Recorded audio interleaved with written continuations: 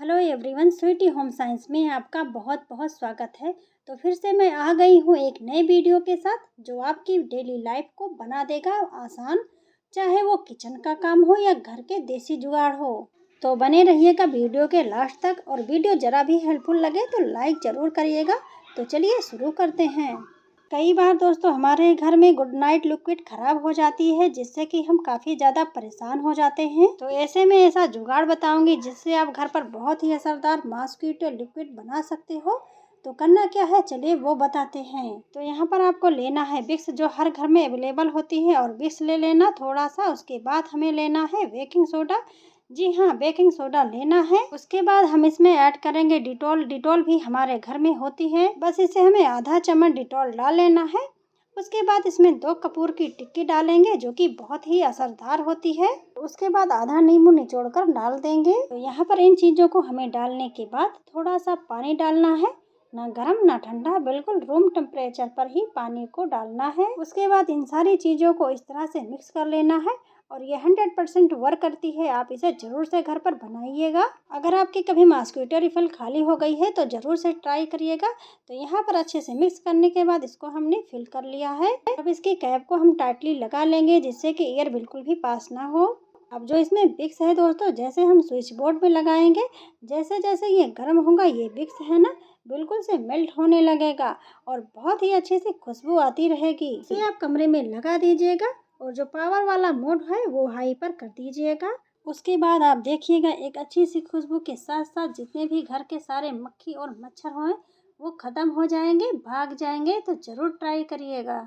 तो बढ़ते हैं अपने नेक्स्ट टिप्स के साथ। कई बार ऐसा होता है कि प्लास्टिक की थैली में लिक्विड की जो चीज़ें होती हैं वो गिरने लगती हैं और कैरी भी नहीं हो पाती हैं। तो एक ऐसा तरीका बताऊंगी जिससे आप इजीली इस पे नॉट लगा सकते हैं और एक भी बूंद इसमें से गिरने वाला नहीं है।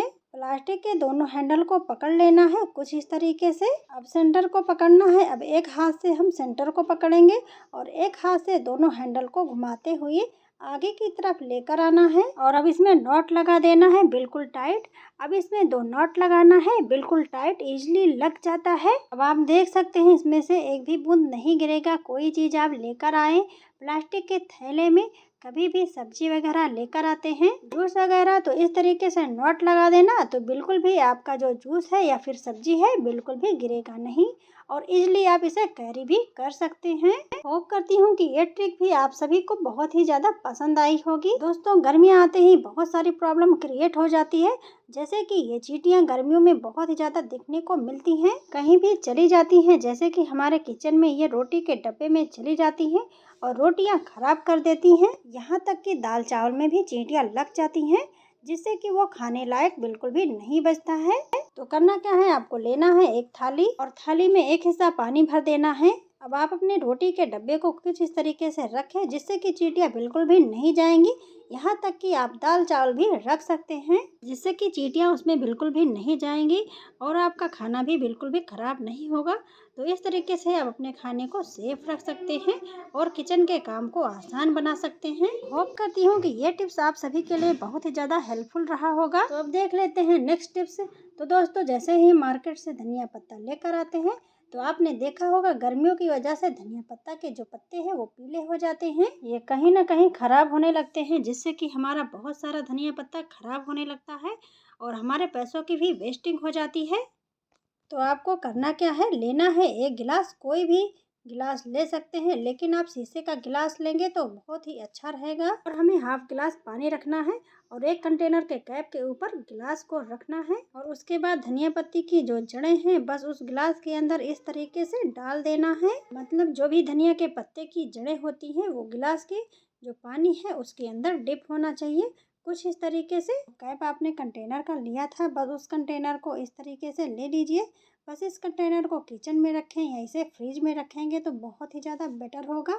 इससे क्या होगा, आपका जो धनिया का पत्ता है वो 15 दिनों तक बिल्कुल भी खराब नहीं होगा और हरा भरा रहेगा। जब चाहें आप इसे यूज करें। बस आपको करना क्या है, इसके पानी को आपको चेंज करते रहना है। बस बहुत ही ज़्यादा गर्मियाँ हो रही हैं तो फ्रिज में रखना बेटर होगा, जिससे पत्तियाँ बिल्कुल भी खराब नहीं होंगे।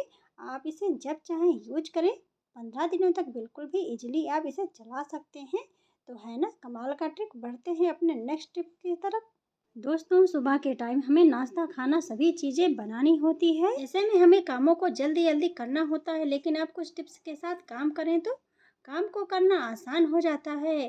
दाल में जो भी चीज़ डालना चाहते हैं, नमक, हल्दी या फिर टमाटर को आप डालकर तभी दाल को बनाएं। यहाँ पर हमें बनाना है आलू और अरबी की सब्जी, तो इसी टाइम हम दोनों चीज़ों को बॉयल करेंगे, नहीं तो हमें फिर से कुकर चढ़ाना होता है, तब जाकर इसे हम बॉयल करते। तो 3 आलू छीलकर हमने इसमें डाल दिया है और आप इसी टाइम अरबी को भी बॉयल कर सकते हैं। इसके लिए आपको लेना है एक टिफ़िन बॉक्स और अरबी को रख देना है इस टिफ़िन बॉक्स में। ध्यान रहे जो टिफ़िन आप यूज कर रहे हैं उसके जो कैप हैं बिल्कुल टाइट ढक्कन नहीं लगाना है, बस एजेट उठाकर ढक देना है। अब टिफ़िन बॉक्स को भी कुकर के अंदर कुछ इस तरीके से रख देंगे। ध्यान रहे कि इतना स्पेस होना चाहिए कि आसानी से मतलब आप कुकर के ढक्कन को आप लगा सकें। इस तरीके से आपको लगा देना है। अब आप इसमें 3 सीटियाँ आने देना है। 3 सीटी आने के बाद इसे हम खोलेंगे तो यहाँ पर पहली सीटी लग गई है और 3 सीटी के अंदर ही हमारी दाल अच्छे से बॉयल भी हो जाएगी और अरबी भी अच्छे से पक जाएगी। यहाँ पे 3 सीटी हो चुकी है। चलिए अब कुकर को अच्छे से पहले हम ठंडा होने देंगे, उसके बाद ही हम जो है कुकर को खोलेंगे। इस बात का ध्यान रखिएगा। कुकर हमारा ठंडा हो चुका है और इसे हमने खोल लिया है। अब एक चिमटे की हेल्प से टिफ़िन बॉक्स को निकालेंगे। हाथ बिल्कुल नहीं लगाएंगे, नहीं तो हाथ जल जाएगा। तो यहाँ पर मैं टिफ़िन बॉक्स को निकाल ली हूँ, इजीली निकल जाता है। हम आलू को भी इसी तरीके से कलछी के हेल्प से निकाल लेंगे। चलिए अब हम अपने दाल को भी दिखाते हैं और हमारे आलू भी अच्छे से पक चुके हैं और दाल को आप देख सकते हैं, दाल भी अच्छे से हमारे पक चुके हैं। अब आप देख सकते हैं आलू हमारा अच्छे से पक चुका है और बिल्कुल सूखा आलू है, ऐसा नहीं कि इसमें पानी सोख कर लिया है। चलिए अब हम अरबी को भी दिखा देते हैं। इसे मैं छील कर दिखाती हूँ। तो यहाँ पर आप देख सकते हैं जैसे छिलका छूती हूँ ये निकलने लगा है। इससे मालूम पड़ता है कि ये अच्छे से पक चुका है। दाल में मैंने जीरा और मिर्ची का तड़का लगा दिया है। आप अपने अकॉर्डिंग तड़का लगा सकते हैं। तो देखा दोस्तों, कुछ टिप्स एंड ट्रिक के थ्रू आप अपने समय और एनर्जी दोनों को बचा सकते हैं। बढ़ते हैं अपने नेक्स्ट टिप की तरफ। दोस्तों, गर्मियाँ बहुत ज़्यादा बढ़ चुकी हैं और हमारा किचन में रोटी बनाने का बिल्कुल भी मन नहीं करता है, लेकिन आज मैं कुछ ऐसा टिप्स शेयर करूंगी जिससे आप सिर्फ और सिर्फ एक टाइम में दोनों टाइम का काम चला सकते हैं। कहने का तात्पर्य यह है कि सुबह में आप रोटी सेक लिए हैं तो शाम में बनाने का बिल्कुल भी झंझट नहीं है और आपको ताज़ी ताज़ी रोटियां मिलने वाली हैं। तो करना क्या है वो बताते हैं दोस्तों। आपको करना क्या है, सुबह के टाइम में रोटी बना ले। सुबह का टाइम थोड़ा ठंडा भी होता है, रोटी बना भी सकते हैं। उसके बाद शाम का टाइम इतना ज़्यादा गर्मी हो जाता है कि रोटी बनाने का बिल्कुल भी मन नहीं करता है और किचन में जाने का इच्छा ही नहीं होती है। लेकिन आपको कुछ टिप्स और ट्रिक के थ्रू आप अपने काम को बहुत ही आसान बना सकते हैं। तो आप अपने फैमिली को गर्मा गर्म रोटियां खिला सकते हैं। करना क्या है, आपको लेना है एक कुकर और कुकर में लेना है थोड़ा सा पानी, यानी आधा गिलास पानी आपको डाल लेना है। जब भी रात के टाइम में घर के सारे मेंबर खाना खाने बैठे हैं तो आपको करना क्या है, कुकर में पानी लेना है, उसके बाद इसे गैस पर हीट होने देना है। अब आप अपने कुकर के हिसाब से अपनी रोटियां गर्म कर सकते हैं। जैसे कि आपका कुकर जो है चौड़े मुंह वाला है तो इस तरीके से जो बॉक्स आते हैं, चौड़ा वाला डिब्बा अगर आपके पास है तो उसमें ज़्यादा रोटियां आ जाएंगी। लेकिन मेरे पास छोटा टिफिन बॉक्स है, आपके पास चौड़े मुंह वाला है तो आप उसमें यूज कर सकते हैं, बड़े बॉक्स में रख सकते हैं। यहाँ पर मैंने छोटा वाला टिफिन बॉक्स लिया है। आपको जितनी भी रोटी गर्म करनी है क्या करना है, इस तरीके से फोल्ड करके रखना है। यहाँ पर मैंने 4 रोटियां रख दी है टिफिन बॉक्स में।